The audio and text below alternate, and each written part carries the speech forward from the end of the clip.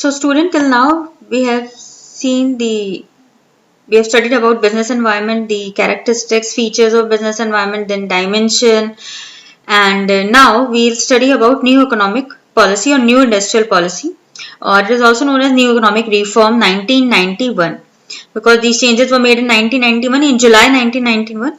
So therefore, and student, that many reforms or reform also known as changes, so many changes have been made in our economy in 1991. What are those changes and what are the effect of these changes in our economy? So we are going to study about these under this topic of new industrial policy or new economic policy. Means these liberalization, privatization, globalization, actually these are the elements of new economic policy. Before that, student, I want to brief you that why was this reform required? Means till 1991 also economic was going on, and then suddenly what happened that such kind of requirement came. So let me tell you that after independence and till 1997, our economy was becoming very poor day by day, and it was totally ruined. And why? What was the reason behind that? Why our economy ruined? The reason was that due to fall in foreign exchange reserve, failure of public sector, then high fiscal deficit and balance of payment, and increased rate of inflation. Means the prices of the commodity were going on, becoming high. Then our foreign reserve was falling down. Then public sector was not doing good. So these are the reason that why our economy totally ruined. And so in 1991, this new economic policy was framed in July, and it was made by Dr. Manmohan Singh. So now let's see the reforms or the elements of reforms. So the first is liberalization. So liberalization means removal of unnecessary control and restriction on business.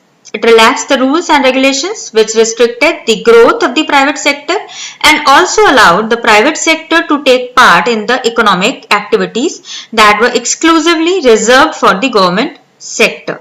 So what is liberalization? Like previously, private sector had to obtain license from government for starting a new venture. And in this policy, private sector has been freed. Means under liberalization, what happened? They were freed from these licensing and other kind of restrictions. And as you know, the word liberal means to give freedom, isn't it? So now let's see that in what are those forms, or what are those, in which manner our Indian industry were freed. Let's see those points. So liberalization of Indian industry has taken place with respect to abolishing licensing requirement in most of the industries except a short list. I mean, most of the things, these licensing licensing was not required except few, and those few were your liquor, medicine, arms and ammunition. So these were certain industries where still licensing is required, otherwise it was abolished. And the freedom in deciding the scale of business. Scale means you have to increase or decrease your business. Means either you want to expand it or you want to contract your business. So there was total freedom on that. Then removal of restriction on the movement of the goods and services. Easily you can move your goods and services from one place to another place. There were no restriction on that. Then freedom in fixing the prices of the goods and services. Means now the people, they can fix the prices of their goods and services. Otherwise earlier what happens that government has restriction on that also. And these fixation of prices, except few, rest are all freed. Few means like your goods of necessities like medicine are there, and certain agricultural products. Rest of the things are freed from fixing of the prices. Then reduction in tax rates and lifting of unnecessary control over the economy. Tax rates were reduced. Then procedures for import exports were simplified as before. Then G point is making it easier to attract foreign capital and technology to India. So these were certain freedom after liberalization being given. Now let's see the another point, that is privatization, that is P part, LPG, P part. So what does privatization means? Privatization means giving greater role of the private sector in the nation building process and reducing the role of public sector. The government adopted the policy of disinvestment to achieve privatization in India. So what does privatization means? So privatization means, in simple language, if we say, like permitting private sector to set up industries which were previously reserved for public sector. And what was the main reason behind privatization was that PSUs were running in losses. As I have already told you that public sector were running losses, that was the reason behind new economic policy, and therefore this privatization was also adopted. And how this privatization was adopted by the government?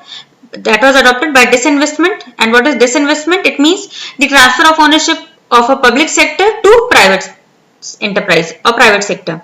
And if there were dilution of government ownership beyond 50, means if there is dilution of government ownership less than 51% share is of government, then it will result in transfer of ownership and management of the enterprise to the private sector. Means if government enterprise, they are not owning more than 51% or less than 51% if government is owning, then they have to transfer it to the private sector. So this was all about privatization. And the third was globalization, third and last element. And in simple word, globalization means interaction and interdependence of a country with the economies of other countries to facilitate free flow of goods and services, capital and technology across borders. So what does it means? Globalization literally means what? That making the world global, or means interaction of the domestic economy with rest of the world. And what was means a truly global economy implies a boundaryless world. Means what all profit due to this globalization, what the changes were found, that now there were free flow of goods and services across nation, free flow of capital, free flow of information and technology, and free movement of people across borders were possible only after globalization. So this is all about LPG, liberalization, privatization, globalization, that is new, which comes under New Economic Policy 1991.